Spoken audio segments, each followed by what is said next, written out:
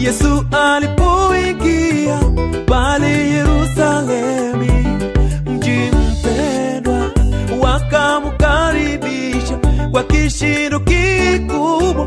Kumbe walikuwa na mioyo ya unafiki.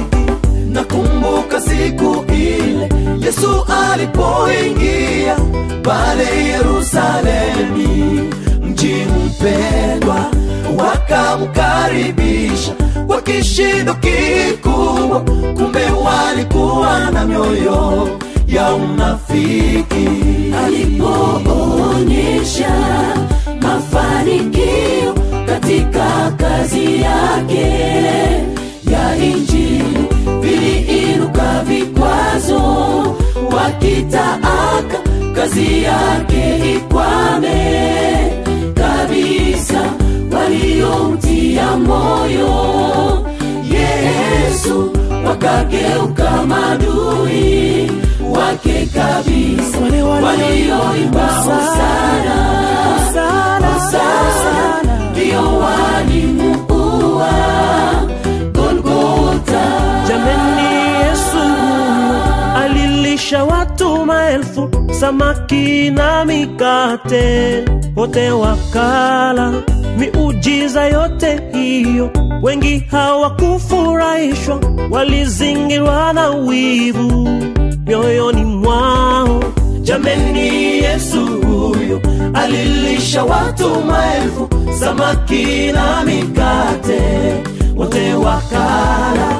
Miujiza yote hiyo, wengi hawakufurahishwa, walizingirwa na wivu mioyoni mwao. Alipoonyesha mafanikio katika kazi yake ya Injili, viliinuka vikwazo wakitaka kazi yake ikwame kabisa.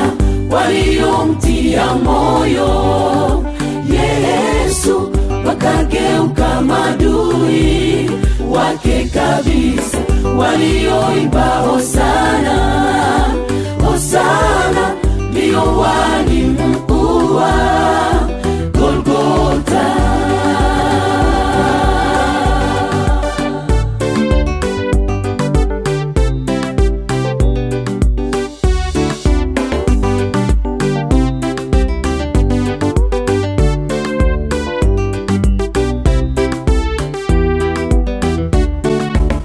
Na wewe mwenzangu, unapoinuliwa wengi wanashangilia kwa unafiki, lakini mioyoni mwao ni kama wa Yerusalemi, walimshangilia wakamuua. Na wewe mwenzangu, unapoinuliwa wengi wanashangilia kwa unafiki, lakini mioyoni mwao ni kama wa Yerusalemi, walimshangilia wakamuua. Wakampeleka Kalvari Mwokozi kama mwana kondoo aendaye machinjoni, asiye na kosa lolote, akafa kwa ajili ya dhambi zetu. Wakampeleka Kalvari Mwokozi kama mwana kondoo aendaye machinjoni, asiye na kosa lolote, akafa kwa ajili ya dhambi zetu.